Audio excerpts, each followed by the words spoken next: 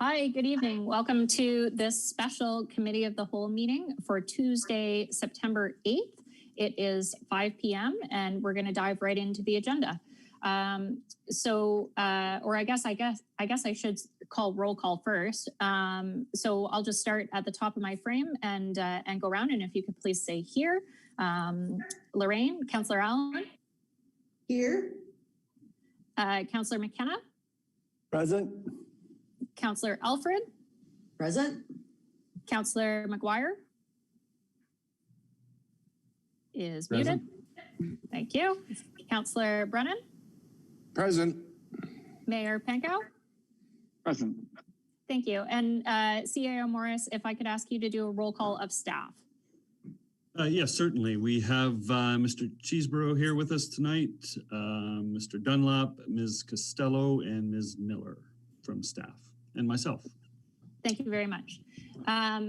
For those who are tuning in from home, you can catch us live on Twitch, Facebook Live, and YouTube. If at any time during the feed, one of those feeds drops, please try one of the other channels. We do seem to lose some, but not all. So hold with us. Otherwise, these are archived videos on YouTube and on Facebook, so you can always go back and catch the feed after the fact. Item number 1 tonight is amendments to the agenda. And with council's permission, I would like to amend the agenda to welcome Jackie to Sandor to join us tonight as a delegation. Jackie was scheduled to be on our council meeting later today, but we've moved her up to Committee of the Whole. So welcome, Jackie. With that, item 2, I'll call for a disclosure of monetary interests if there are any tonight. Seeing none. With that, we'll move right into Jackie's presentation. So hi, Jackie. Welcome to Committee of the Whole. We're so glad you could join us. And I will let you take over from here. Hi, and thanks for allowing me to come tonight to talk about Pulmonary Fibrosis Awareness Month. And thank you so much for proclaiming it Pulmonary Fibrosis Awareness Month. The Canadian Pulmonary Fibrosis Foundation is running a whole month, and it's under #HopeFreeze here. And there are many events going on globally. And we are blessed in this town to have a lot of generous people who have donated to an online auction on my Facebook page, Jackie Bowick Sandor. And we've had over 69 items donated. And we've raised over $2,000 so far, and the auction doesn't end until the 29th. We had a beautiful quilt donated by Juanita Schwerbrook, and she also made it. And we had a total of 300 tickets on that at $5 a ticket, and we just sold out of that. So that's terrific. So we've had 2 great fundraisers. We've also had Blowing Bubbles. That went global yesterday. And I was at Bucker 2+ from noon till 2, and people came in, and Bucker 2+ and Christine Blake gave out free bubbles, and we got pictures of the kids blowing bubbles. And that can be seen on my website also. September 20th, I'll be doing an online thing at 7 p.m. in the evening. It's just lighting a candle and saying a prayer for the people with pulmonary fibrosis, as well as to get better research in there for new advances in medications. So everything so far for September for the Pulmonary Fibrosis Awareness Month has been terrific so far. And some of the businesses downtown have actually started to decorate their windows in red and blue for us, which signifies pulmonary fibrosis.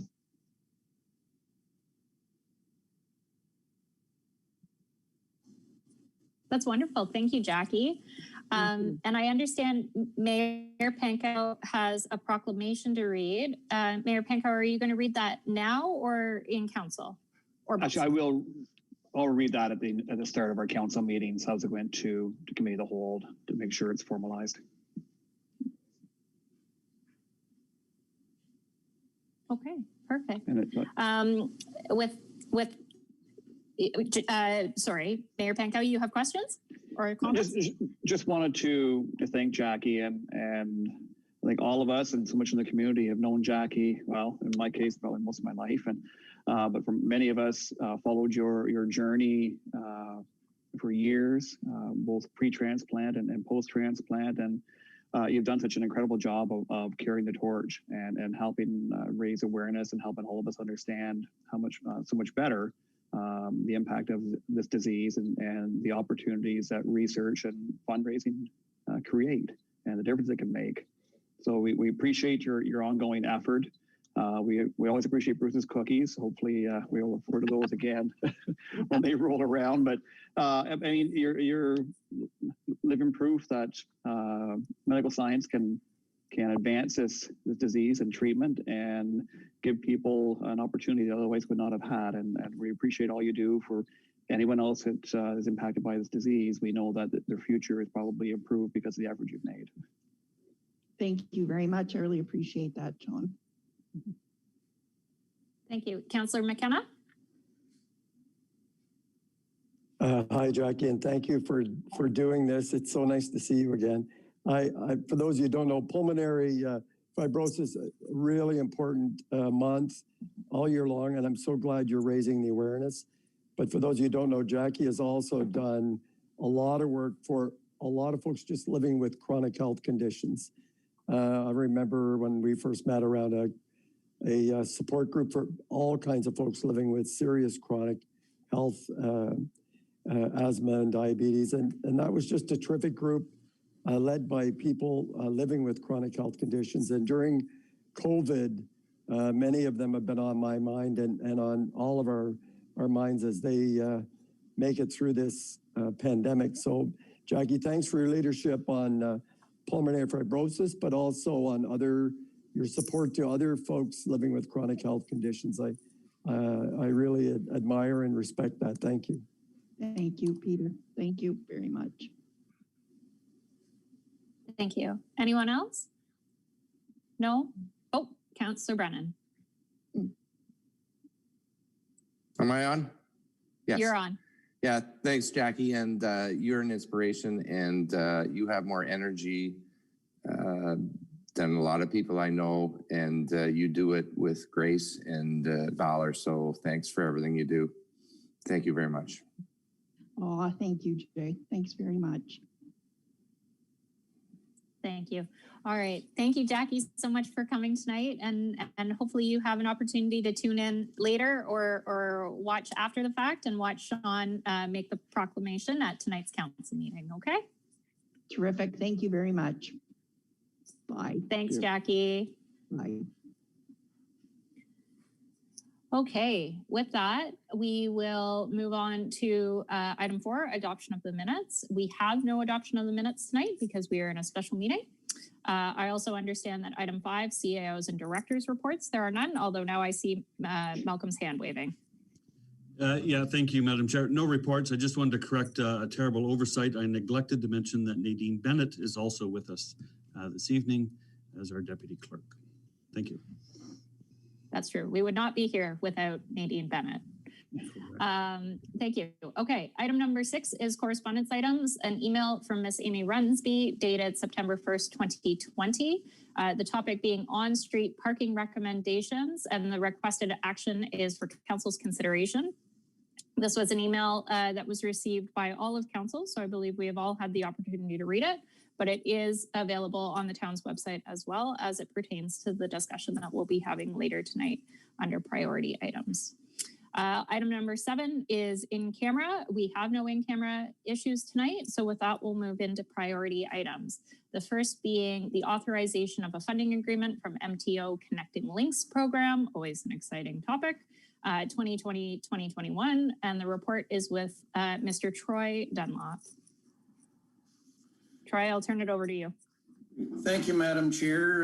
The purpose of the report before council this evening is to execute an agreement with the Ministry of Transportation for eligible funding totaling $98,178. That, of course, is relating to intake 5 of the Connecting Links program, which covers the years 2020 and 2021. Just for some back history on this report, you'll recall in October of last year, there was a rollout of the 5th round of the Connecting Link program. On the 7th of November, staff presented a report to council with options for projects for this round. Council subsequently endorsed the detailed design for Beckwith Street Phase 2. The total value of that eligible work within that design assignment was $109,000, $109,087 plus HST. I should add that the eligible design works don't cover everything that's in the design assignment, but it does cover the design elements relating to traffic signals, the lighting at the intersections, the design of the travel lanes, curbs, and stormwater drainage works. The total design costs at that time were forecasted to be $206,500. Other items such as the design for water mains, sanitary sewers, sidewalks, ornamental lighting, and streetscaping activities are otherwise ineligible. On May 6th of this year, we received notification from the ministry that we did receive the full ask for the grant at $98,178. We are in possession of an agreement which, if executed, will expire on March 31st of next year, 2021. In order to have that agreement signed and obtain the funding, we will have to pass a resolution of council and a bylaw as well to authorize signing of the agreement. I'd like to close the summary identifying that the execution of this agreement does satisfy our strategic plan priority number 3.7, wherein council wishes to see the completion of Beckwith Street redevelopment phases 1 and 2. Thank you. Thank you, Mr. Dunlop. Any questions or comments from council? I see none. This is mostly an administrative task, so thank God for that. I will say, though, I remember discussing this item several months ago and feeling not 100% supportive of bringing this project forward because I thought that there was more weight in supporting Abbott Street, which had a bigger price tag to it, and being told at that time that there was certainly a greater strategy in continuing to move forward with the Beckwith Street as a priority for Connecting Link funding. And I am so glad that council convinced me to do so, because I think this really shows that, you know, the ministry is paying attention to what we're doing on Beckwith Street and that they're there to support us. And hopefully this is not the end of the support and funding that we get from them. So kudos to you, Troy. Fantastic. And we'll bring that forward. I believe it's on the agenda for tonight. Thank you. Thank you. All right, item number 2 tonight is also with Mr. Dunlop. It's the award of RFP number 20-PW-008 for detailed design phase 2 Beckwith Street renewal. And I'll turn that back over to you, Troy. Thank you, Madam Chair. So this is a continuation of the discussion on the Beckwith Street Phase 2 design. The purpose of this report is to award the detailed design assignment for the next phase. So some back history on that. Staff went out with a request for proposal in June of this year, seeking those services. You'll see within the staff report a long list of design deliverables, itemized as items A through K. You'll see those in the report. The report also includes a basis of the scoring for each of the 5 categories of area for review. Again, this is a merit-based procurement. On August 11th of this year, we received 4 bids, so we did get a lot of interest in the project. Those projects were reviewed and scored against those predetermined formulas you see. The compiled scores and the total prices of all of the 4 proposals are itemized in the report. The conclusion of the scoring indicated that the highest and best value proposal was submitted by Morrison Hershfield, and it did get reviewed, and it does meet all of the deliverables required in the RFP. A few points I'd like to share with you about Morrison Hershfield's proposal. They did have one of the more experienced teams in terms of a submission. Their project manager, John Fuchs, he's a professional engineer, has 15 years experience. Their lead transportation designer, Mr. Brian Daywad, has 23 years experience, again, in broad areas of transportation. and roadway design. CSW Landscaping is included on their design team, and the Lansdowne Public Realm redevelopment is among their background projects that they bring to the resume. The proposal overall had a lot of local insight into our project. Clearly, the consultants were following our records on our website, what's going on in our town. They provide a long list of specific challenges and solutions and things we need to look at in terms of this design. They also made reference to similar integrated water, storm, drainage, road reconstructions in the town of Renfrew and also the city of Ottawa on Vanier Parkway and Presland Avenue. We also reached out to references in both of those locations and also a reference with the Ministry of Transportation and received good feedback on the personnel involved in our assignment. Overall, the competitive proposal is within our projected budget. Once you net out our HST credits, our actual cost for this assignment will be $186,447. Again, the 2020 budget that was approved for this project was $204,500. So we are coming in under that forecasted budget. This project, again, is eligible for the Connecting Links grant that was just reported on previously, of which $99,178 will be applied against this assignment. So again, we think we have an excellent team submitted for the second round, and we're looking forward to hopefully proceeding with Morrison Hershfield as the preferred assignment. Thank you. Thank you, Troy. Any questions or comments from council? Alfred.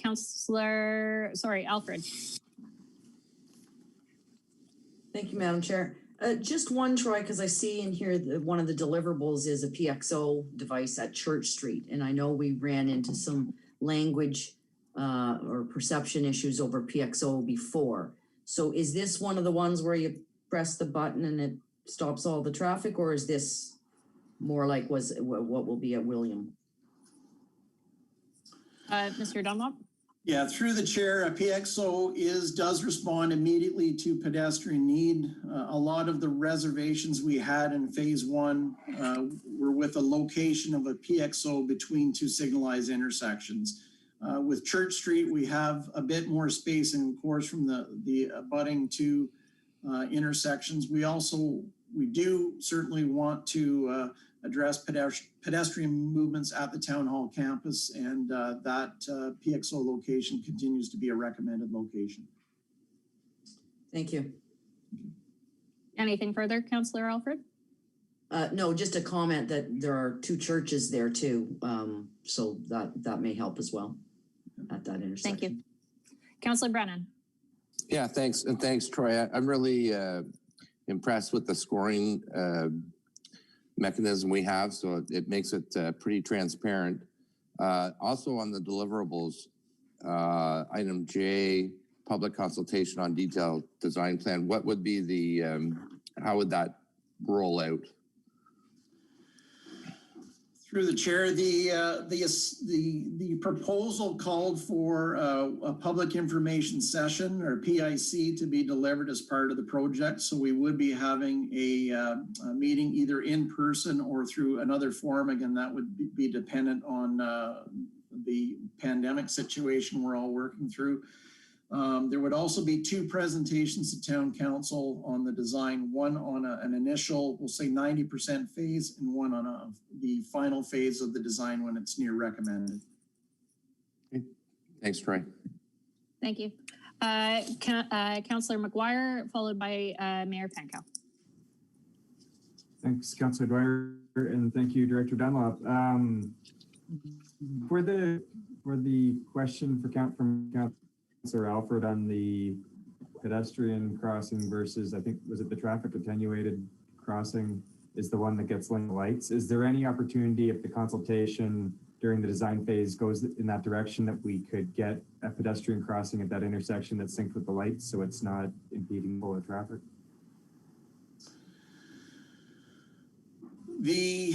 That wasn't the recommended alternative in that location. A full set of pedestrian signals would be almost 5 times the cost of a PXO. That was not part of the original recommendations of Parsons. Now, I should add that the ministry did screen the recommendations of the original EA, did agree that a PXO could work in this location. We can revisit that with Morrison Hirschfield if need be. They will be looking at that detailed design as part of this undertaking.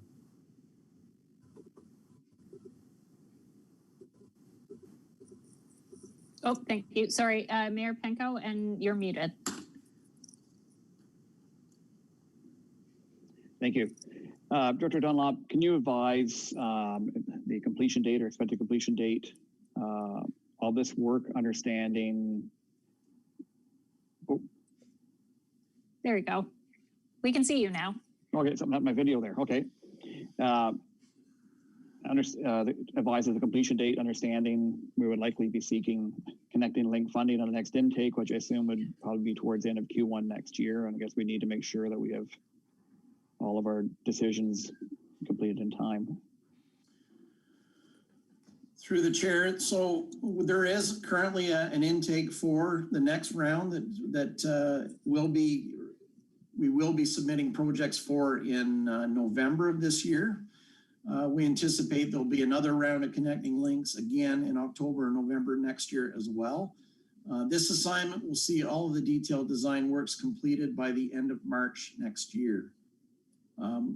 So we will certainly bring forward a report to council for discussion for our next round of applications. I think we'll review alternatives again with that. But this project should see 2 rounds of opportunity if Beckwith Street Phase 2 is the chosen recommended project in both instances. Thank you. Thank you, Mayor Panko. Anyone else? Hearing none. All right. Thank you, Mr. Dunlop. It was nice to receive a report that actually had a competitive bidding process. I know the last couple RFPs that we've had have had a bit of a lackluster uptake to them. And there's no doubt in my mind that you were out there pushing this to make sure that we did get a competitive process. And that takes a lot of work, a lot of hard work. And it's not something that every staff member undertakes. So thank you for that. In the end, it's something that we greatly appreciated, as the price spectrum on those RFPs is quite diverse. So thank you for that.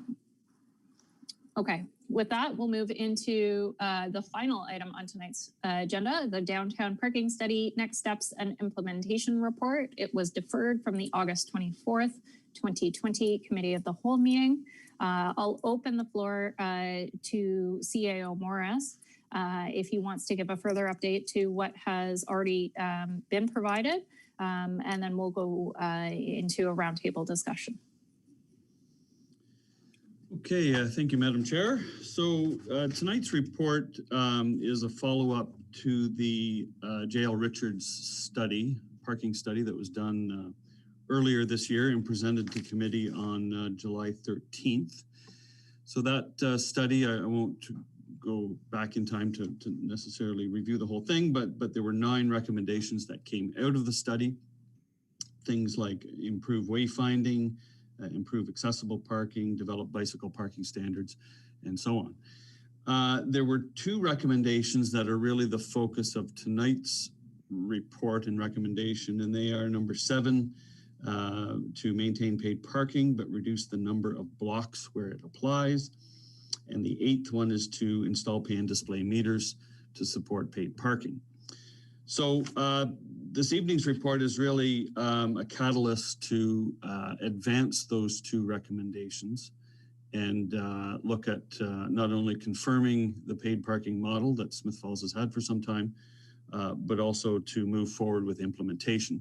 There is a significant lead time for these types of things to be put in place, to purchase hardware, software, put accounting systems in place, and so on. So, we're looking for direction to advance the parking study. There were a few small items that the consultant needed to go back and consider after their presentation. They were very small items. They've been corrected in the final draft of the parking study that they completed. So we're confident we have a final parking study. So the question now is, what do we start to implement and how do we go about doing that?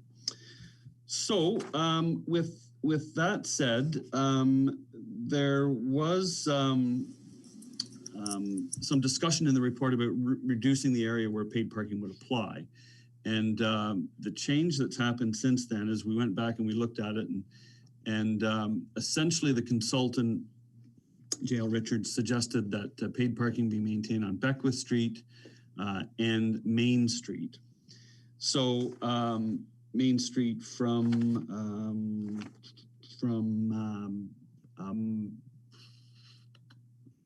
which street is it? Main over to Bay. So from George over to Bay. So a fairly large section of Main Street.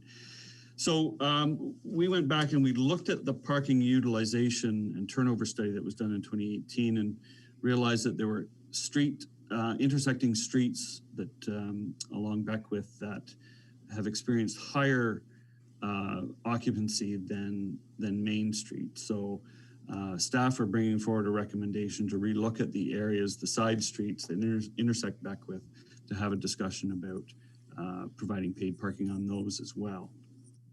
And so what we're proposing is, if council wishes to proceed and maintain paid parking, that we look at a threshold, an objective threshold of 60%. So if any street exhibits 60% greater occupancy, that would be the catalyst to implement paid parking. And if we do that, it's in the report, but it lists the street sections or segments where paid parking would apply. What we're suggesting is that Beckwith Street from Gladstone to Chambers, Russell Street from Maple to Market, William Street from Beckwith to Market, and Main Street from Maple to Market would fit within would exceed the threshold of 60%. And bear in mind that's measured at peak occupancy times. And that's typically how we would design a parking system, is for peak times. So with that said, there is a segment that's kind of an outlier. It's the segment on William from Maple to Beckwith. It comes in at 54% occupancy at the time of the study. So we're suggesting that we would encourage committee to look at including that if you choose to continue with paid parking, and include that as part of the paid parking area. So essentially it shrinks the area where paid parking would apply in downtown Smiths Falls. So there's a chart on page 4 of the report showing in a numerical fashion what it would mean in terms of the number of stalls. There are 491 on-street stalls in the downtown core. The current system of paid parking has 349 of those metered with single space meters, 142 without meters.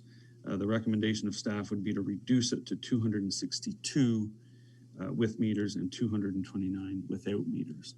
So we're basically shrinking that area down to what we think represents peak demand areas for on-street parking. So with that said, the cost to do that would be the installation of pay and display meters. The consultant, J.L. Richards, had provided a range, $8,000 to $12,000. It depends on, quite frankly, whether it's AC powered or solar powered. It would depend on whether there are more types of payment methods than simply a credit card and cash. So there's a bit of a range there, but if we look at the 22 meters we believe would be necessary to implement parking under this scenario, the cost would be between $176,000 and $264,000 for the equipment. And that's to purchase it. There may be options. I'm sure there are to lease the equipment if that is something council wanted us to pursue. We did budget $100,000 in 2020 for this purpose. At that point, we had no idea what the parking study recommendations would be. So we put a number in knowing they're about 10,000 each. So we have a placeholder of 100,000 in the budget for this purchase. Unfortunately, we don't have a lot in our parking reserve. It's about $9,000. So that's not going to take us too far.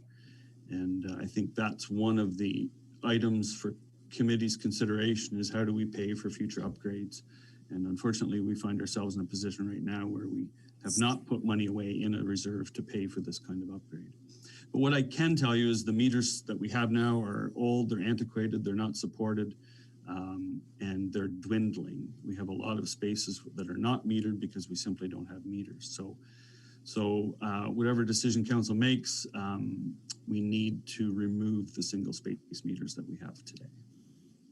So that's a lot of information. Perhaps I'll pause there and be happy to answer any questions that you might have.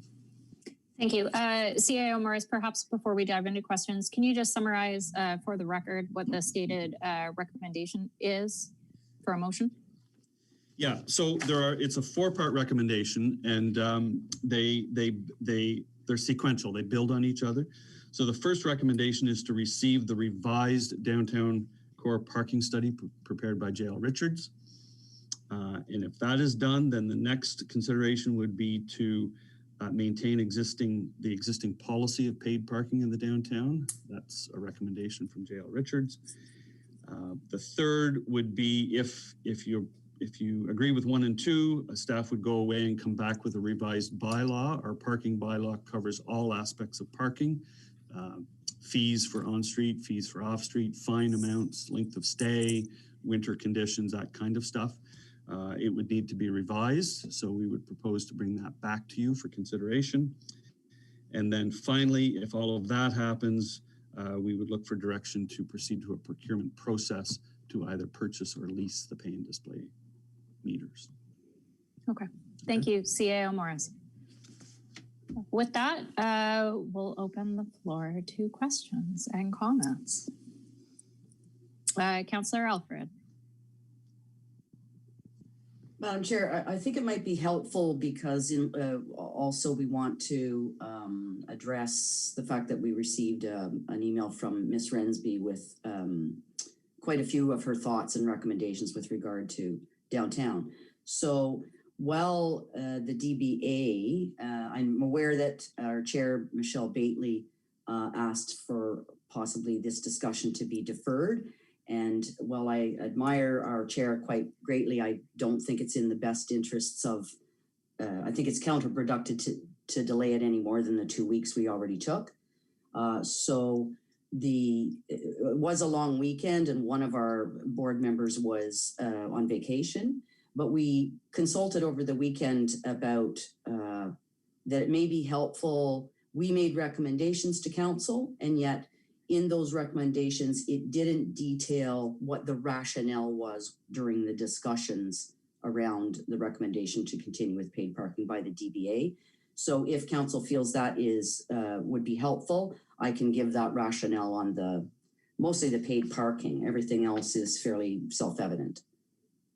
If you're prepared to do so verbally, I think that would be great. I did, in preparation for this meeting, request copies of the minutes of the DBA, but I understand those are not available. No. So if you want to provide a verbal update and then perhaps circulate the written minutes after the fact, I'm sure that would be helpful for our record.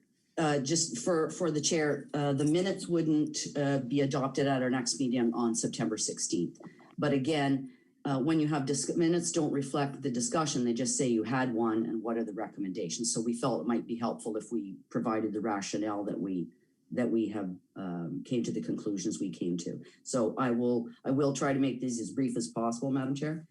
So one of the probably the most important recommendation that the DBA made was to continue the paid parking in the downtown core on Beckwith Street and for the first block off Beckwith, which would include Chambers, Main, William, and Russell Streets. And that was the recommendation we made. Now, some change to that may come up with regard to the staff's report. So 2-hour free parking was discussed and has been discussed by the board on numerous occasions over the course of the term of this board, particularly in light of the Beckwith Street reconstruction. There are indeed benefits to free parking from one perspective, but the board did not feel that free parking would address some of the long-standing and problematic issues experienced by business owners in the downtown core. These same issues have been the source of complaints to the DBA and to the town of Smiths Falls and have been the source of dissension between business owners. Some business owners, as well as employees of downtown businesses, park in prime parking spots at or very near their businesses, which then tie up prime parking spots and negatively impact those other businesses. Additionally, while it's not possible to currently quantify how many tenants reside in the downtown core, their most convenient parking, if it's not provided, would also be in the prime downtown parking spaces. Since the trend appears to be that more people will be living in the downtown area, the DBA feels this situation will only be exacerbated over the next few years.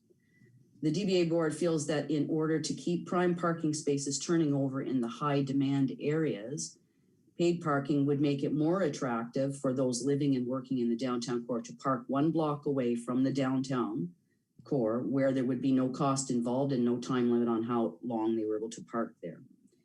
The strategy would thereby create more parking for customers and clients visiting downtown businesses. It should be noted that until construction and COVID, the town's Market Street municipal lot and the private parking lot on Main were both consistently underutilized. I'm just trying to go through and not just talk too much. In terms of enforcement, the DBA has long advocated for more enforcement, but we are also cognizant of the fact that Smith Falls taxpayers would be adverse to having those costs added to their tax bills. There's also virtually nothing in reserve to purchase or build additional parking that may be needed now or in the future.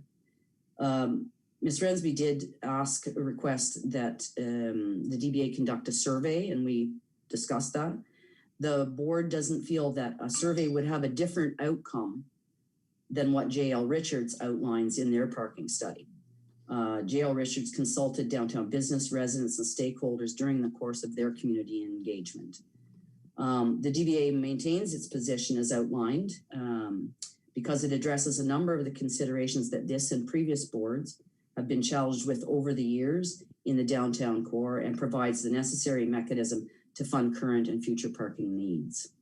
So I hope that is somewhat helpful to why the rationale for why the DBA feels that paid parking is of greater benefit. Thank you, Councillor Alfred. Perhaps we'll start with anybody who has follow-up questions to the position of the DBA, and then Councillor Alfred, if you have specific comments that you would like to give yourself, we'll go with that. So Councillor Allen, I believe your hand was up first, and then Councillor McGuire and Mayor Pankow. I'm going to direct it to Councillor Alfred, if that's okay, on behalf of the DBA, what she was talking about. I was council rep on the DBA for a number of years as well. And at that time, we never came to a real agreement on it. Some people were very pro not having parking fees and some were against.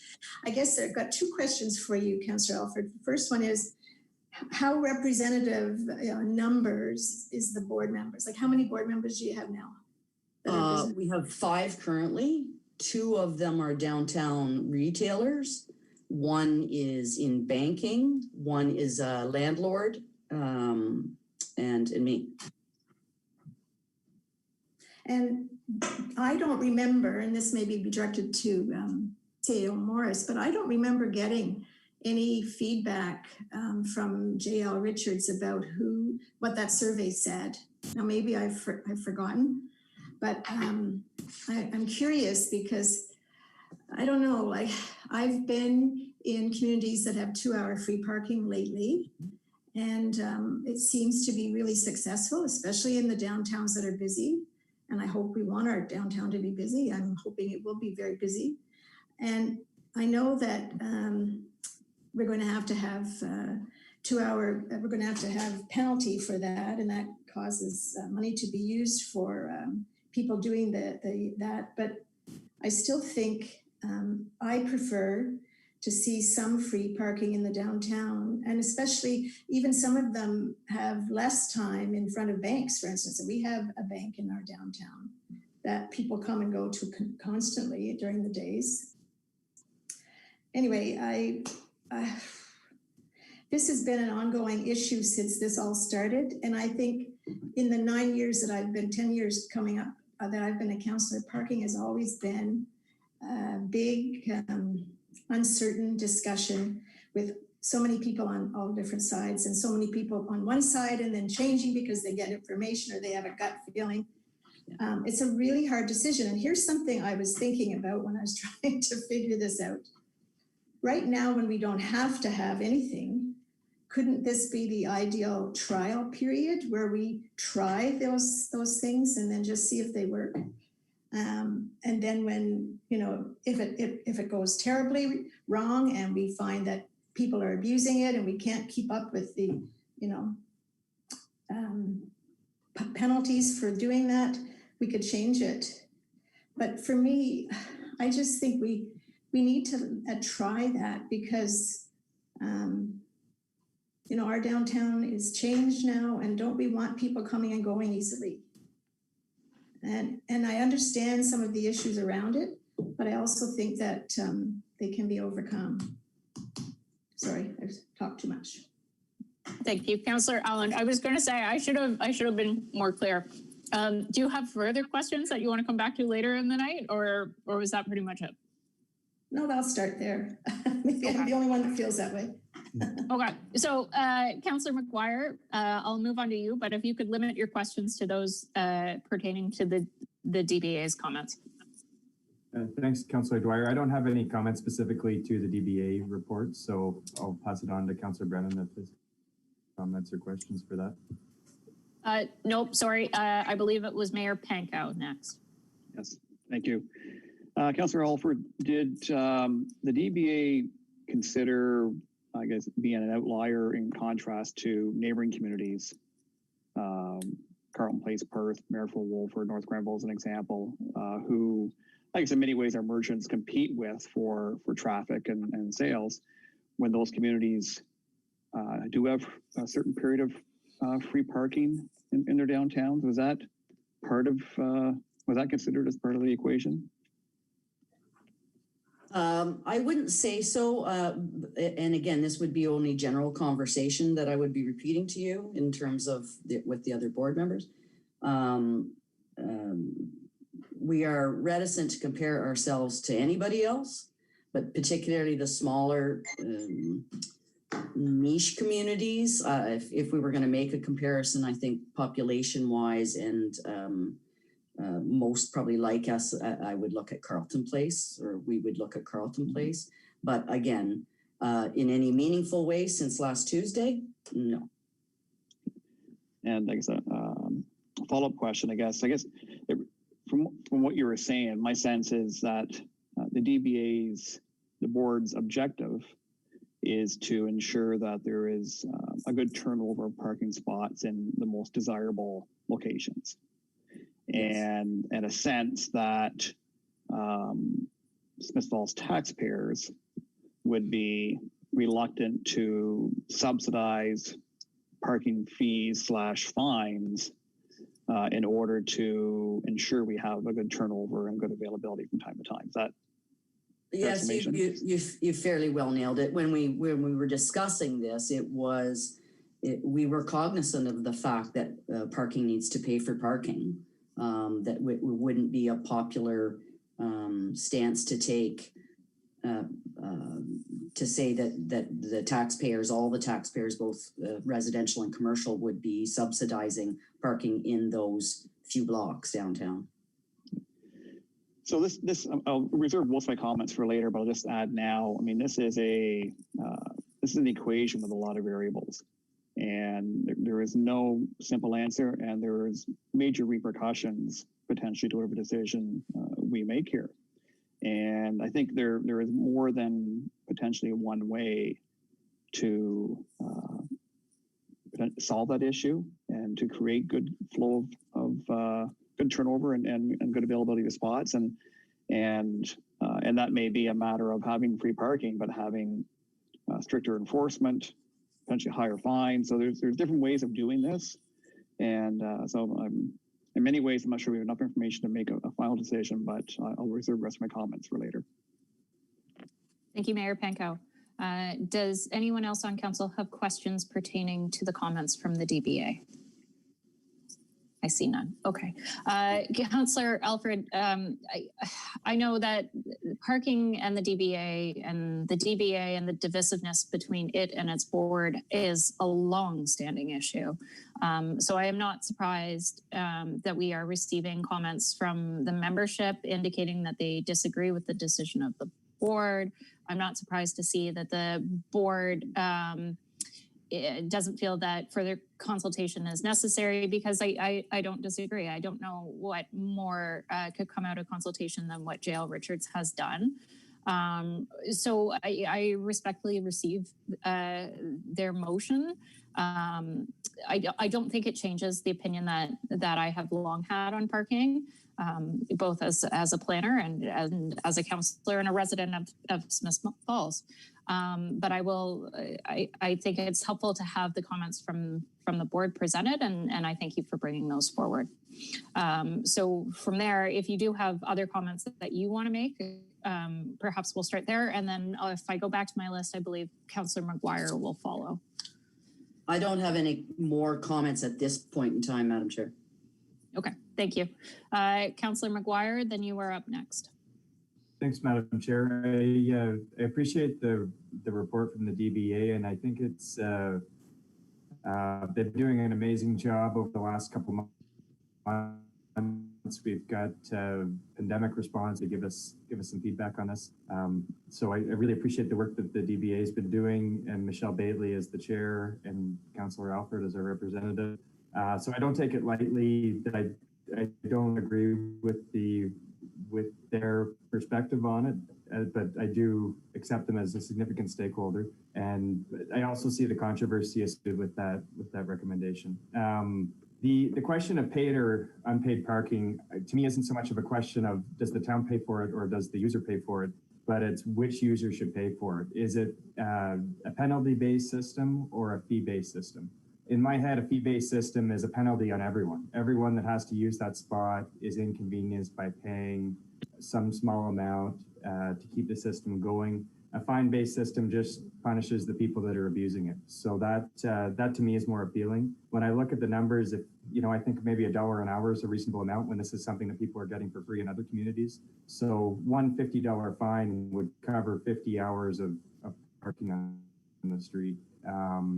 I think that scale is really important because as we can see from the numbers, as they decrease year over year for our revenues coming in from the parking meters, I don't know if it's just the factor that some of them are not working. I think we also have to factor in when people are comparing parking to the big box stores, the mall, anywhere pretty much outside of the downtown, neighboring communities, and they're not paying for that service. It's hard to create the idea in people's heads that there is a value for that service or that there's a reason for paying for that service. I think in the past too, I found a really interesting article from 2017 that former Councillor Maloney and on when an out-of-budget purchase had to be approved for $5,000 on a coin counter. And these kind of out-of-budget purchases are constantly coming up on our parking meters because they're getting a lot of wear and tear. They're facing the elements. This one was a piece of aged equipment that wasn't in the budget. And ultimately, that's why our cash and lieu reserves are down, because we're constantly putting this kind of money into it. During that conversation, Councillor Cummings noted that there was a 20-minute, there used to be a 20-minute, now there's a 10-minute grace period for people if they're, turn off the video in case, I don't think I have enough Wi-Fi to get the video out right now. But there was a 20-minute, used to be a 20-minute, now it's a 10-minute grace period for people to conduct business in the downtown core. And I think that acknowledges a status quo that has existed that's not really, you can't really read it out of this report or out of Councillor McGuire, I believe we've been having so far, but essentially, there's been a melody in town. Can you hear me? You're cutting in and out. Yeah, okay, I'll phone in.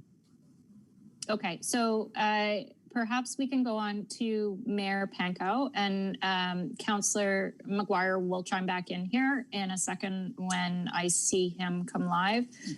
Perhaps administratively. Nadine, could you perhaps watch for Councillor McGuire and chime up when you see him come in, please?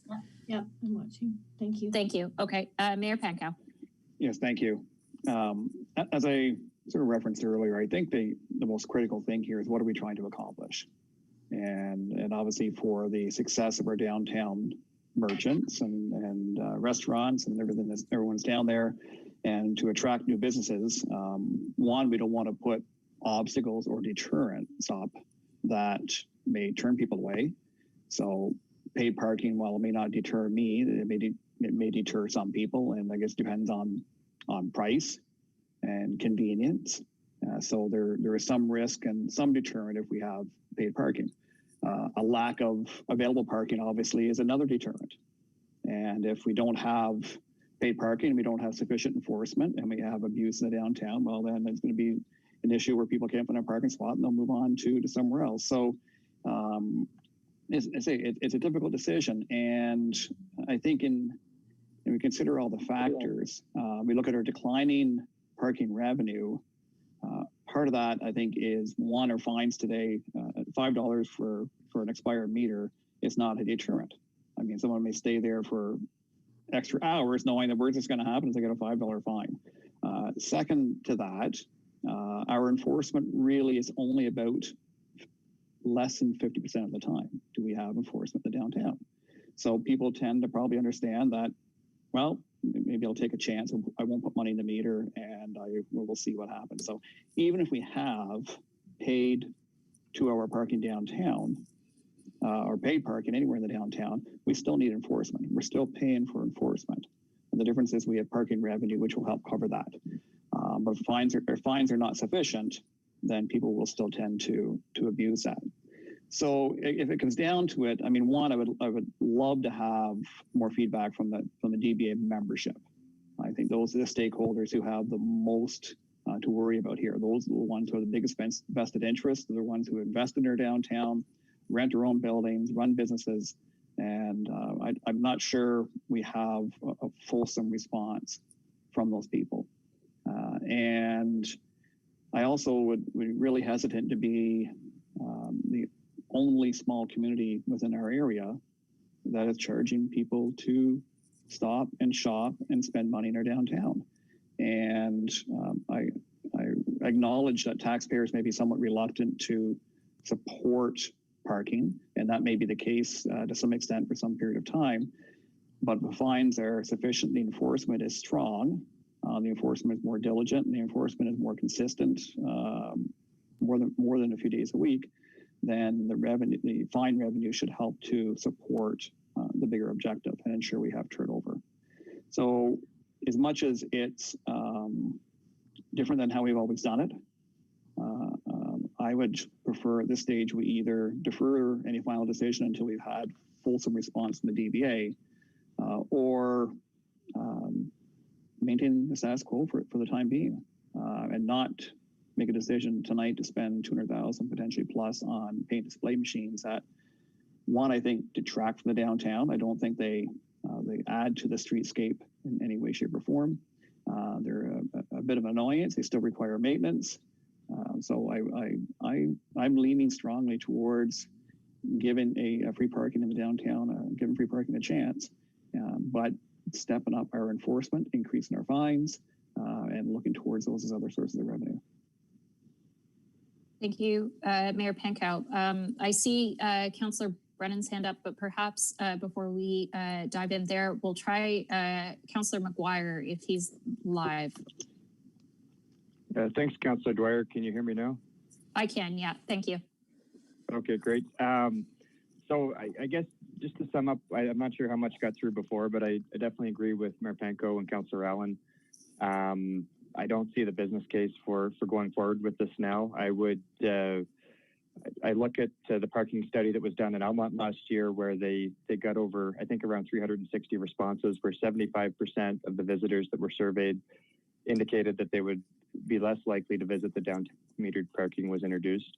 And I think as much as, you know, we don't want to be other communities, we are competing with them. So for that, I would support the first part of the motion as recommended. That council receives the revised downtown core parking study prepared by J.L. Richards dated August 17th, 2020 for information purposes, but then modify the second line to, and further, the council revise its existing policy as it relates to charging fees for parking in the downtown core to remove fees for stays of 2 hours or less. I think that that gives us an opportunity to try this out. If it becomes a problem in the future with enforcement, the DBA can come to council and we can get this back on the agenda. But it gives us an opportunity to save some money out of our COVID budget and try something out for the time being. Thank you, Councillor McGuire. I can't see you, so I'm assuming that your silence means you're done. But if you're not, then maybe just jump back in and verbally raise your hand. I believe Councillor Brennan had his hand up next. I did, thanks, and I'm pleased that we deferred this for 2 weeks. Gave me an opportunity to speak to some business owners and to do more of a little bit of a deep dive into the issue. As we all know, can be a hot issue, and you know, we've experienced it. So, not tough decision. It's actually a no-brainer because what's the goal here? We want people to come downtown. We want people to come.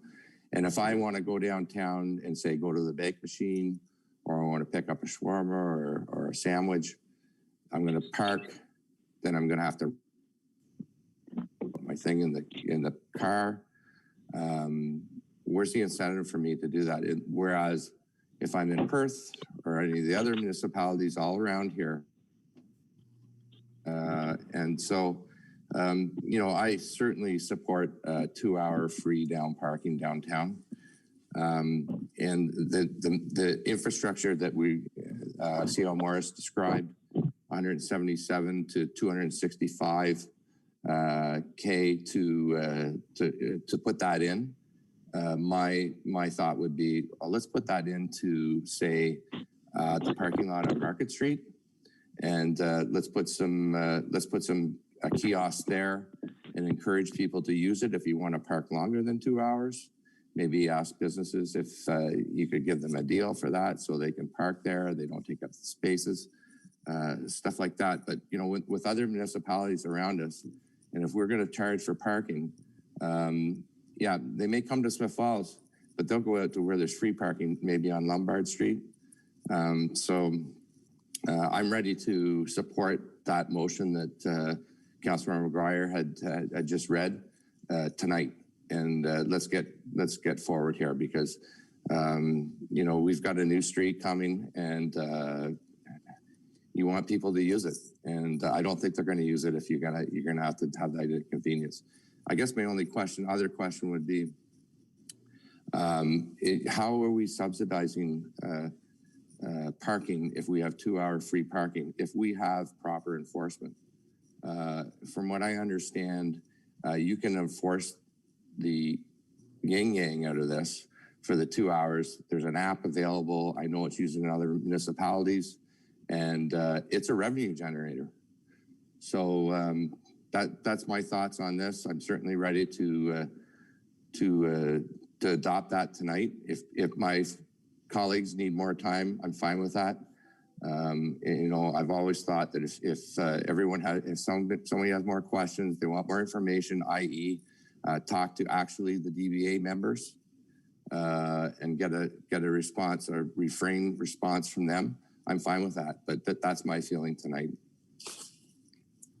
Thank you, Councillor Brennan. I saw Councillor Alfred's hand up, but she's already spoken, so I'm going to go to Councillor McKenna first. Councillor McKenna.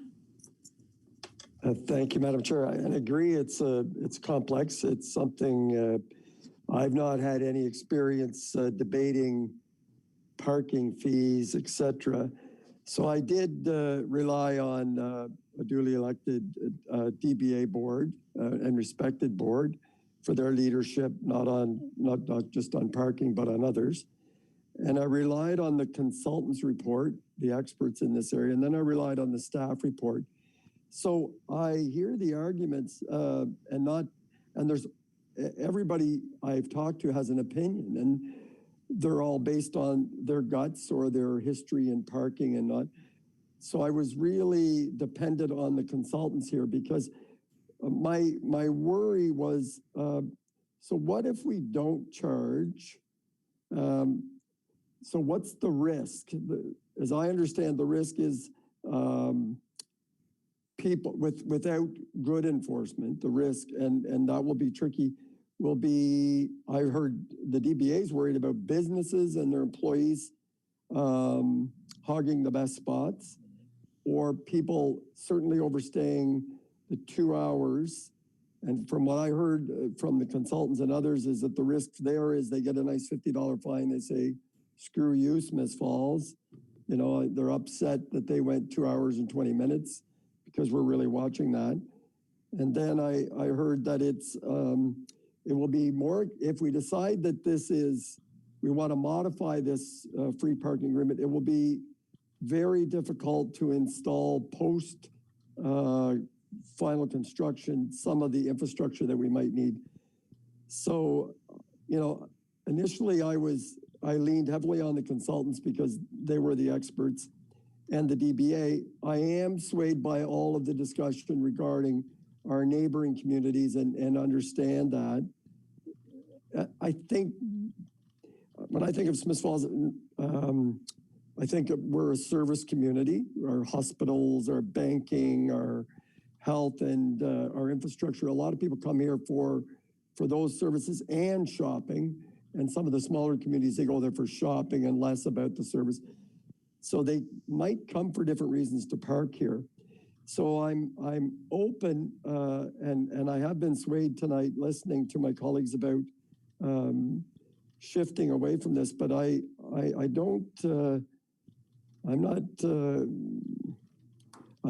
reluctant to give up J.L. Richardson's and the DBA board and staff recommendations because I'm not an expert in this area. I have got lots of opinions, like a lot of other people, but it's complicated.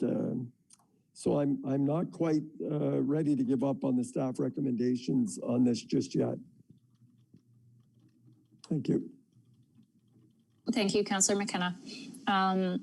Councillor Alfred, you had additional comments that you wanted to give? Thank you, Madam Chair. Just a couple of things that I personally, I'm not representing the DBA board here at this point. I appreciate what Councillor McKenna has said. I appreciate what my colleagues have said in terms of more consultation with DBA members.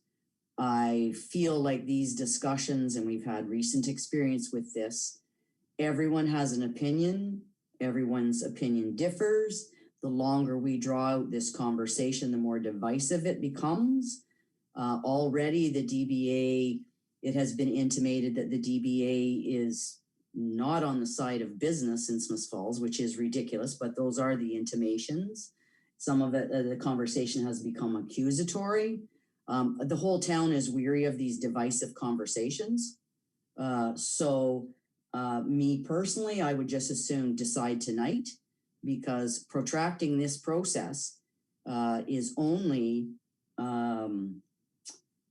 most of our committees are staffed by volunteers. They give hundreds of hours to this. I am not in favor of subjecting the DBA board to any of what we've seen before, or any other committee that we have volunteering that is appointed by council to bring advice to council. It's always council's decision, and if they wish to ignore that advice or those opinions, they're perfectly entitled to do so. If they want to ignore the experts in parking, again, perfectly fair game. but I don't, I have no desire personally to get into a long protracted discussion over this because it is hurtful. It is hurtful to those committees. It's hurtful to our business community. It's hurtful to neighboring businesses with each other. So I would just as soon decide tonight. Thank you, Councillor Alfred. Before you sign off there, everyone else has given an indication of where they sit on moving the motion forward tonight. Do you want to weigh in on that?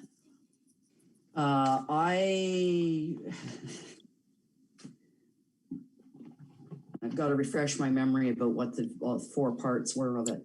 Fair enough. I believe Mayor Pankow has comments if you want us to come back. Perfect. Okay, perfect. Sean? Yes, a question to CA Morris.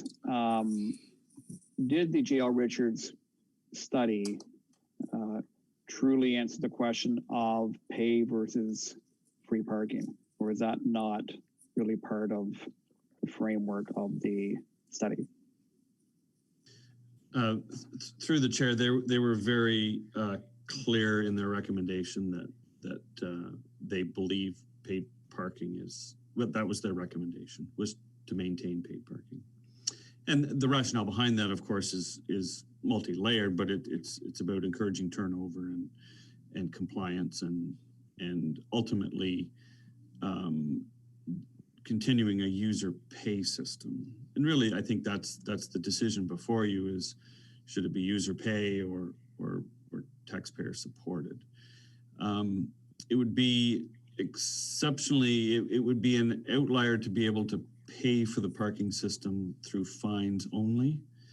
We would, in order to do that, we would want people to be non-compliant. We would need people to be non-compliant. And of course, that's not what you wish for when you have a parking system. So I'll give you some numbers based on 2019 financials. Fine revenue was just north of $10,000 in 2019, and our cost to enforce was around $40,000. So it would have to be clearly more enforcement and higher fines. And the mayor mentioned a $5 fine for an expired meter.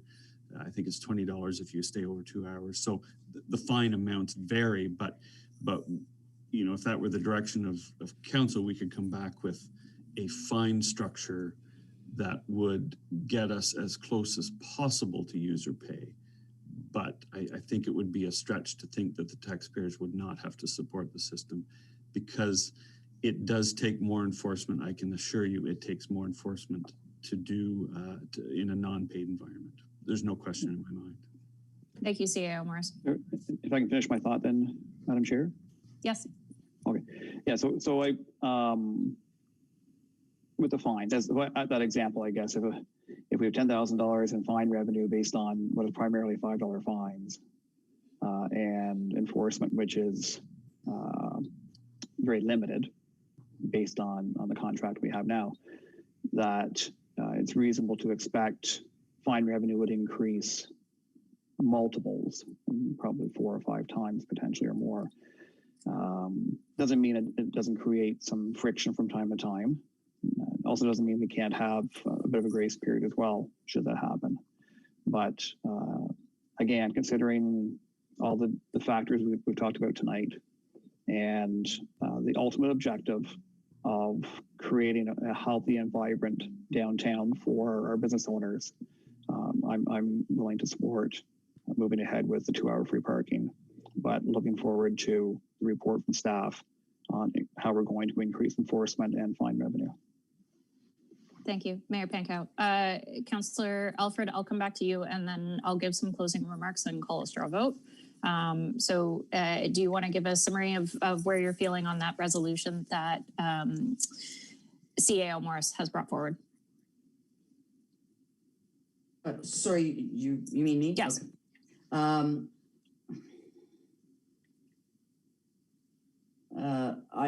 I'm looking at them now and I'm saying that we received the revised downtown core parking study. Council,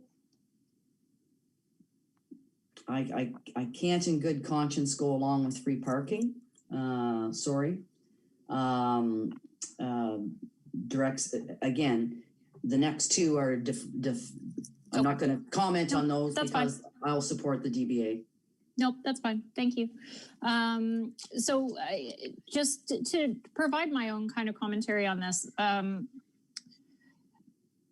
when I think about all the discussions that council has had, some of which I have agreed with and some of which I have not, about what the future of downtown and Beckwith Street is going to look like, I've always envisioned it as something that does not involve paid parking, that we have a welcoming downtown with utilized and turned over spaces, by nature mostly of the types of businesses that we do have downtown, with the exception of some of our restaurants and certainly some of our more service-based industries. Blue Door Spa is a fantastic example. You'll be in there for an hour at a time. A hair salon like Strands, you'll be in there for an hour at a time. But again, you're still the type of turnover that we would see on a day-to-day basis of our users is something that naturally falls neatly within the 2-hour time limit.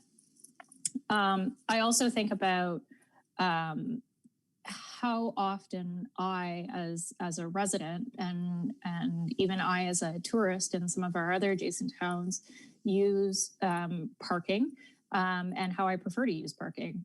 So I'll be totally upfront with you and tell you that I never put money in the meters, never have in the 10 years I live here. And I believe I have gotten 2 $5 tickets for overstaying my welcome without putting money in the meter.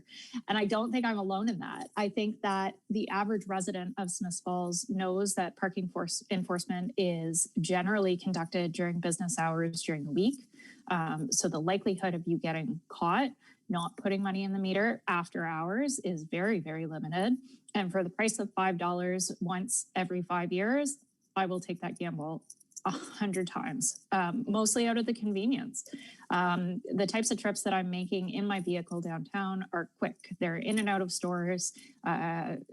Most of the time is me taking my toddlers out of their car seats, but it does not take long. If I'm going to be downtown to have dinner with my family, more often than not, I'm not parking on street. I'm parking in a lot. And the same applies when I go to other communities. I take advantage of the free 2-hour parking. And when I am staying for longer than 2 hours for dinner, or if I'm visiting multiple businesses and perhaps going to the park, then I will park off street. And I know the rules. That's why they're there.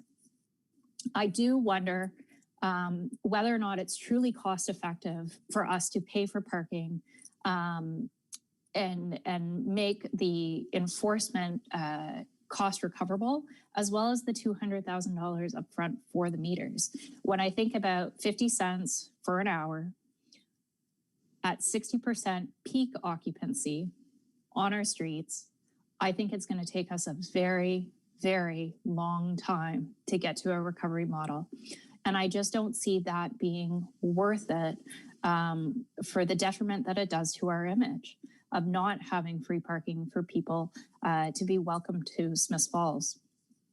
I would, if we were going to go with a paid parking, and I don't disagree that it should very much be a user paid system. I think that we need to look at a much more fulsome cost analysis for the recovery of this. I think that the analysis that we've done so far has been very limited to downtown parking. That was the purpose of the study. It was to look at occupancies and turnover of the downtown parking, but the cost of operating a parking service is much more than that. We provide, or did provide, enforcement at the hospital. We have been asked to provide parking enforcement at some of the private lots downtown, and we do enforce winter parking restrictions. I think that if we're going to look at a fulsome cost recovery, it needs to include things like long-term monthly parking passes. It needs to include payment in lieu. I know Katie took a very quick look at what that would look like downtown, but I think it needs to be broader than that. I think we also need to look at a collaborative relationship with some of our private lot owners, whether or not that means that we're charging for enforcement of their lots, or perhaps leasing their space and recovering costs for monthly parking passes.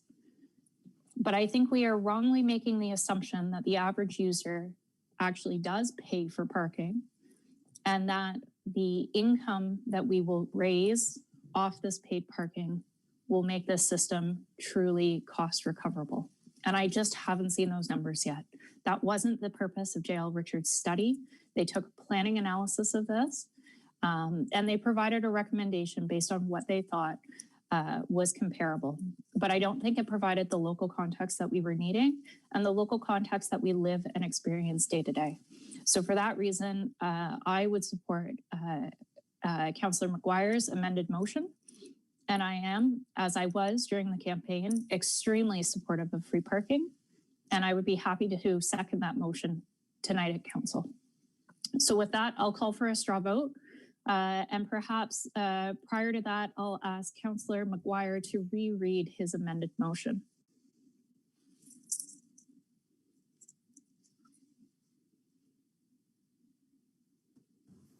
Great. Thanks, Councillor Dwyer. Just a second here.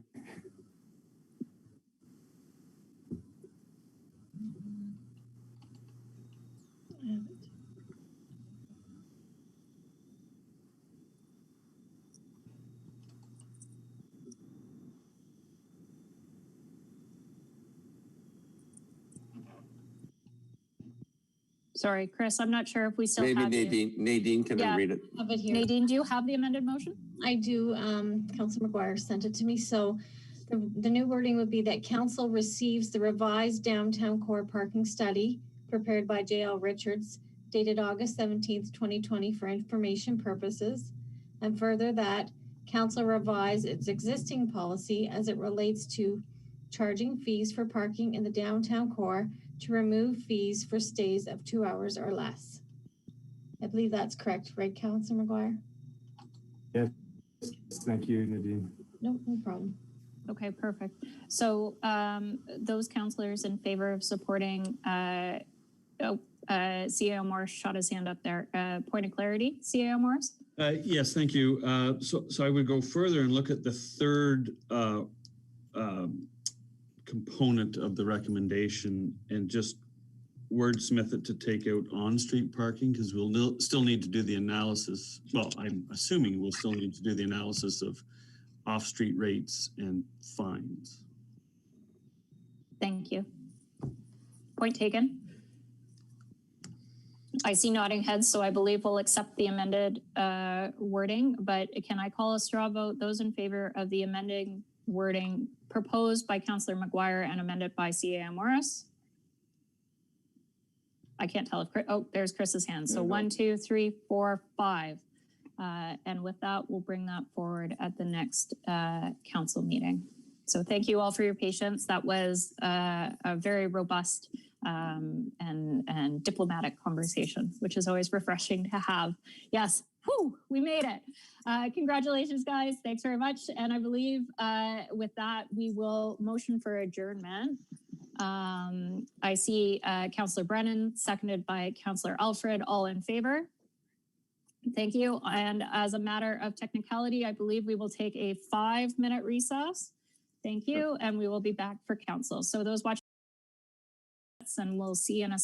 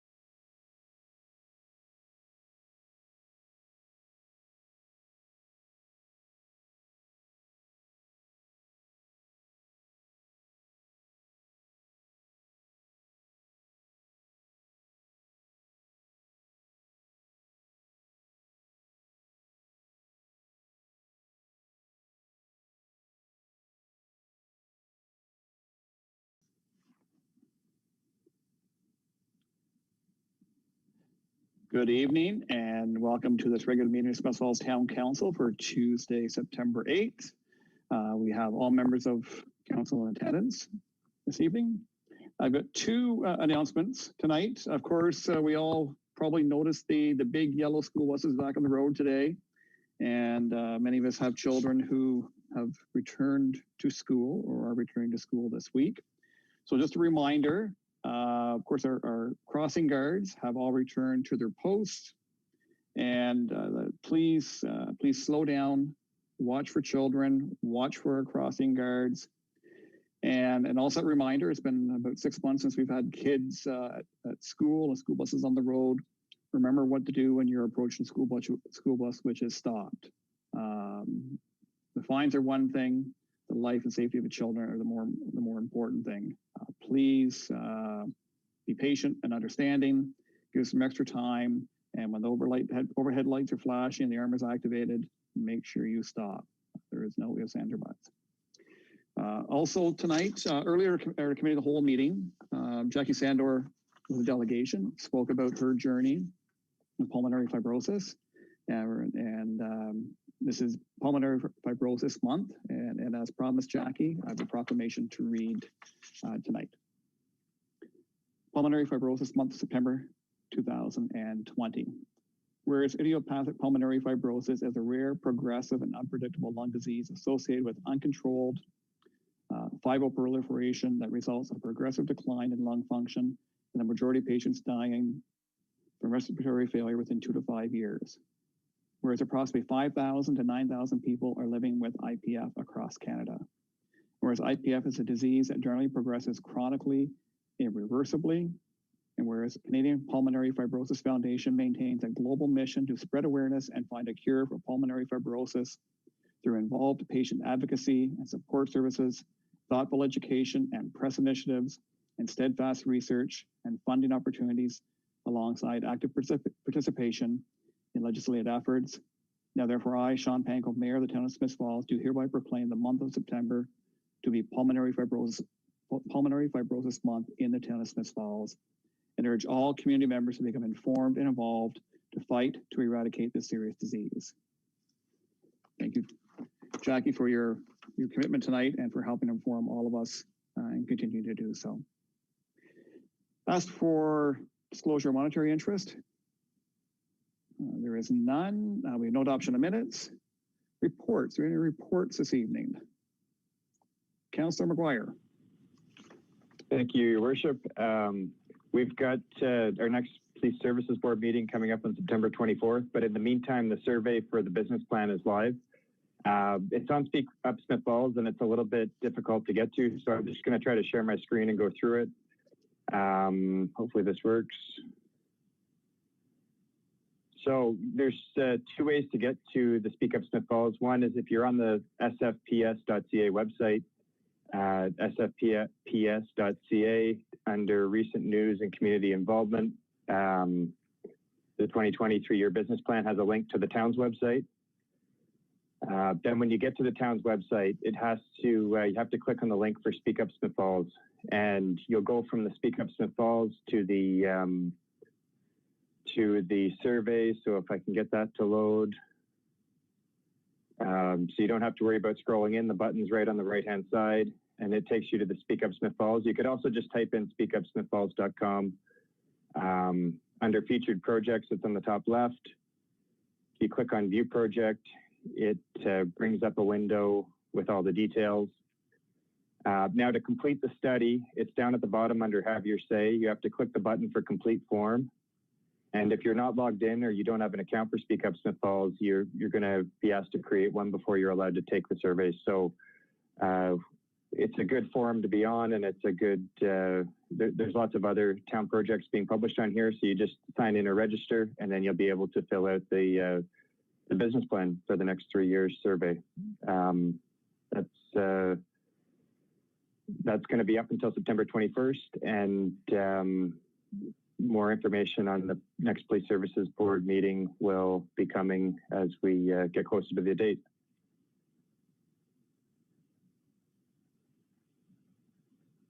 Thank you, Councillor McGuire. Councillor McKenna.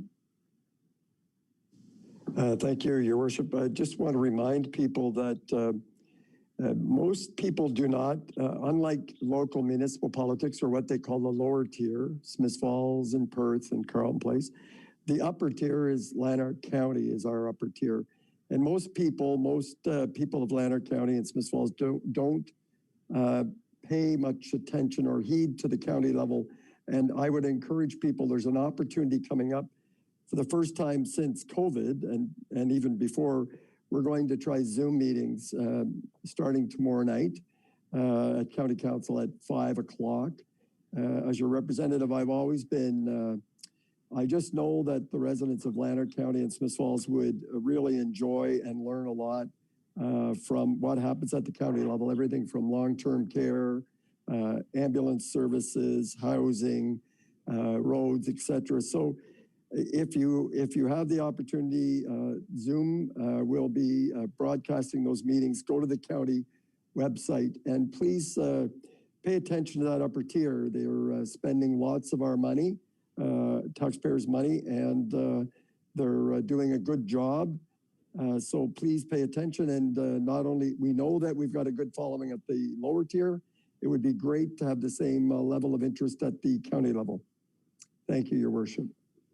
So what you're really saying is if people haven't got enough of you and I tonight, they can get more of us tomorrow night. That's right. That's right. Okay.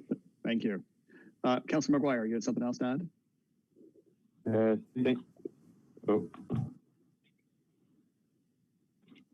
Okay, sorry, I got the wrong unmute there.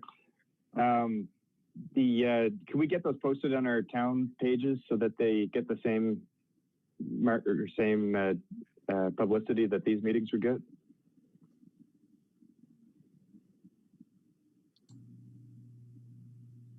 CM Morris? We could certainly look at doing that. Perhaps just a link to the county site. Yeah, we can certainly have a look at that. Okay. Thank you. Any other reports? Seeing none, we'll move on to our bylaws. Our first bylaw is with Councillor Alford, please. Thank you, Worship.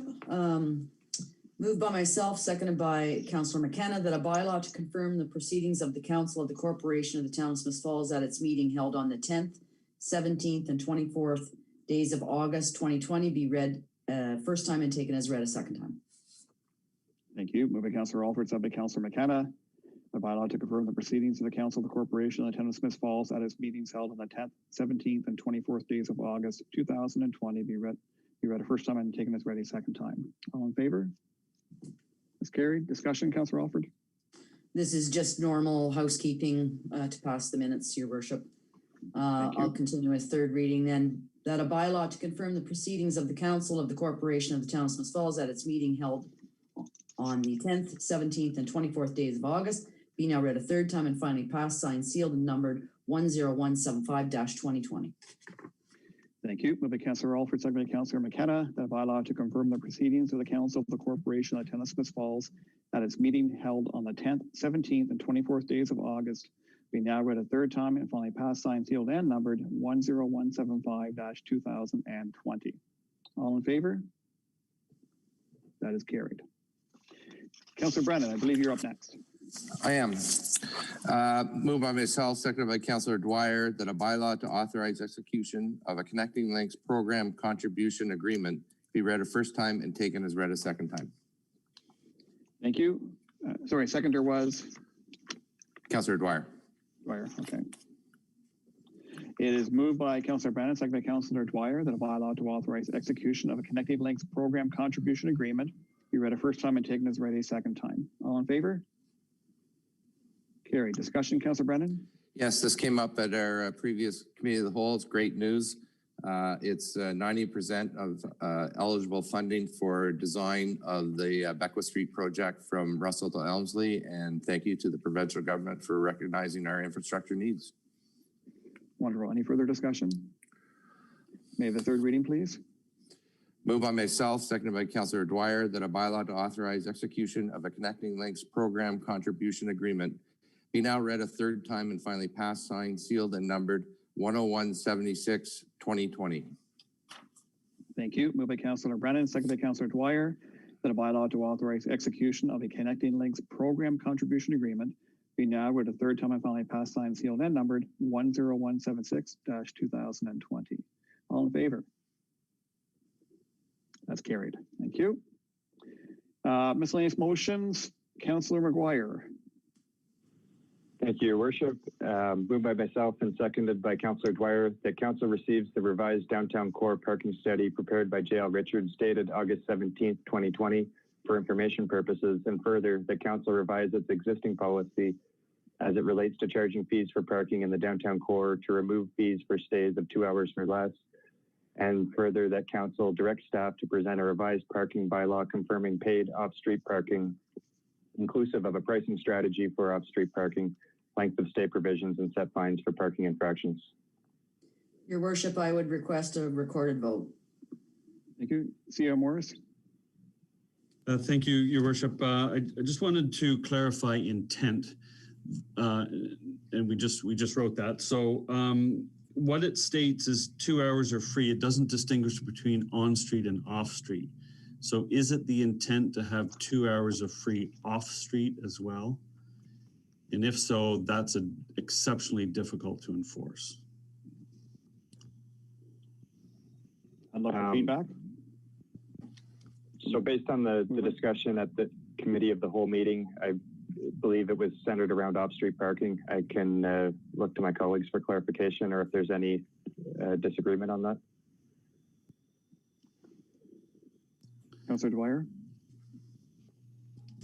Sorry, I don't know if it was Councillor McGuire's microphone, but I want to clarify, it's my understanding that it's on street parking, not off street. Correct. Okay. Yeah, thanks, Councillor Dwyer. I was referencing the third paragraph about the revised parking bylaw confirming paid off-street parking, but for the on-street parking, 2 hours or less on-street, if that makes it more clear. We could add that to the motion maybe too. Right. So CEO Morris?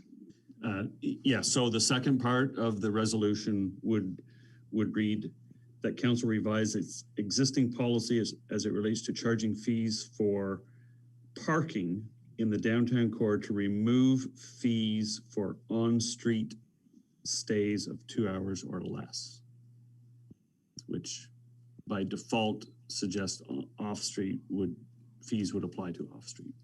Correct. Naturally, we'll write the bylaw accordingly, but I just wanted to make sure that's clear here this evening. Thank you. So any further discussion on the motion? It is moved by Councillor McGuire, second by Councillor Dwyer. Downtown parking study. The council receives the revised downtown core parking study prepared by J.L. Richards, dated August 17th, 2020 for information purposes. And further, the council revised its existing policy as it relates to charging fees for parking in the downtown core to remove fees for on-street stays of 2 hours or less. And the council directs staff to present a revised parking bylaw confirming paid off-street parking, inclusive of a pricing strategy for off-street parking, length of stay provisions, and set fines for parking infractions.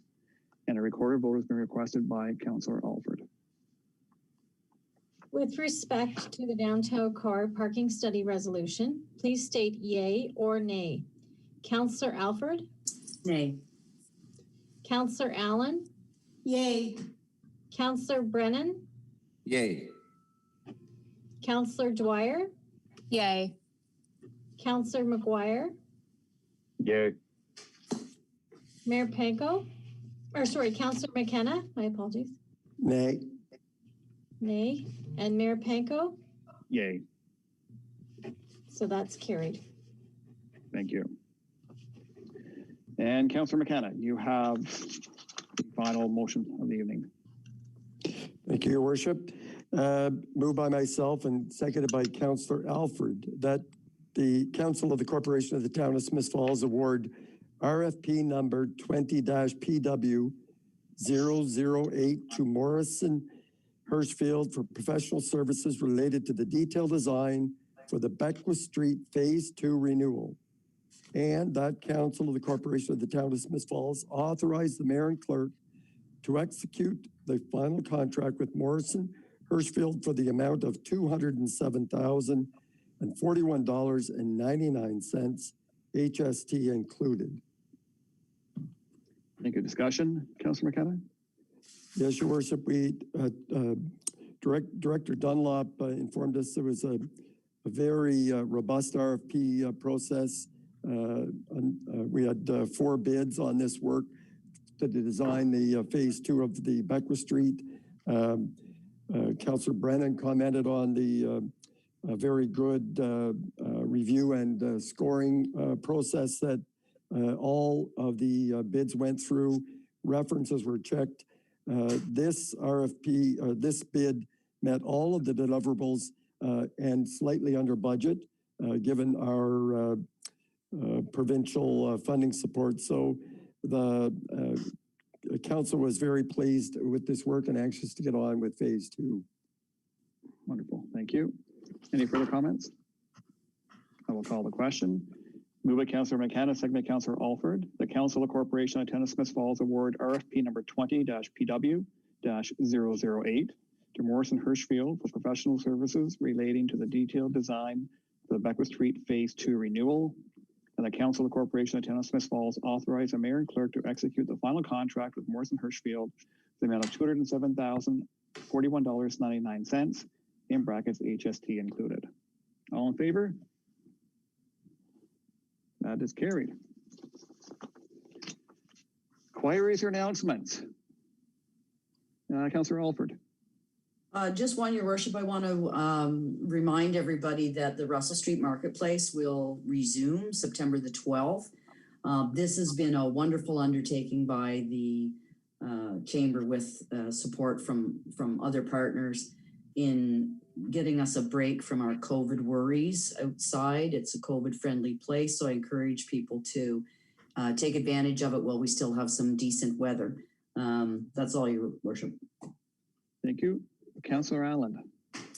Yes, I was just going to remind people that at our earlier meeting, Jackie Bowick-Sandor talked about her online auction that's for Canadian Pulmonary Fibrosis Foundation. If you haven't been on it, I would suggest you check it out because it's lots of wonderful items and it's for such a good cause. And that's all. Great, thank you. Councillor McKenna. I just want to take a moment to congratulate the provincial government, Premier Ford and Minister Elliott and Minister Clark for the recent expansion of the seniors dental program. This was part of their party platform. We have not got universal dental care for Ontarians. I think Ontario is leading the way with this expansion for seniors, and they've enhanced the program. So if you're over 65, low income, and you need dental care, it can be provided for you. So check your local health unit, public health department for details and if you qualify. And again, I congratulate the government for following through on this important commitment. Great, thank you. Any other inquiries or announcements? Who was our trivia question tonight? Councillor McKenna. Thank you, Your Worship. So this trivia question is concerning 2 of Smith Falls' healthy old-timers and their relationship to the University of Guelph. And of course, I'm referring to 2 of the last, almost the last, very large and apparently healthy elm trees in our community, also called the American elm or the white elm. For the past 80 years, elm trees across North America have been decimated. And these gorgeous trees grow up to 35 meters in height. And as for those of you old enough, you'll remember what they looked like, but there's very few around. I know of 2 very large in the town of Smith Falls, so we're going to get to that. So the good news is, thanks to the University of Guelph, some elm trees do not succumb to the Dutch elm disease. And through propagation and DNA work at the university since the 1990s, they've been providing a dating service because these trees are far apart and they can't propagate. So you need to have 2 healthy trees to make more. And so the university has been doing this service So far in Ontario, 800 trees have been nominated for and have been screened. And there are two, and I'm going to tell you where one is, and I'm going to ask council to tell me the location of the second large elm tree. So the first one is easy. If you'll notice at the corner of Cornelia and William, the Cornelia Court and across from the Garden Mark, there's one beautiful, large, mature elm left there. There's one more that I'm aware of, and I hope the Smith Falls residents can tell me if there's more. But there's one more in Smith Falls in a very prominent location, and I'm inviting you to tell me where that beautiful, large elm tree is. Councillor Dwyer. I'm going to go ahead and guess Elm Street. I wish it was that easy. Then I'm out. I've got nothing. It's actually on the edge of Lower Reach Park on Riverdale on the water side. There is a magnificent elm there. And I do encourage the residents, if you know of others and you think you'd like to nominate one of these, you can go to the Elm Grove, or to the it's called Elm Recovery Project at the University of Guelph, and you can nominate one of these beautiful trees so they can be propagated and sent out for many generations to support. Wonderful. Good one, Peter. Thank you. So that means we're circling back to Wendy, is that correct? Nikki Lorraine. or Lorraine. Okay, Lorraine? next week? Lorraine? Okay. Next week, Lorraine. Okay. How do I top a tree? I'll have to think about that. I think With a higher than that. star. You climb it. Okay. Motion for adjournment is with Councillor Allen. Yes, moved by myself and seconded by Councillor Brennan, that this council adjourn its proceedings at 6:49 and stands so adjourned until the next duly called meeting of council. Thank you. Moved by Councillor Allen, second by Councillor Brennan. This council adjourns proceedings at 6:49 p.m. and stands to adjourn to the next duly called meeting of council. All in favor? Thank you, everyone. Have a great night.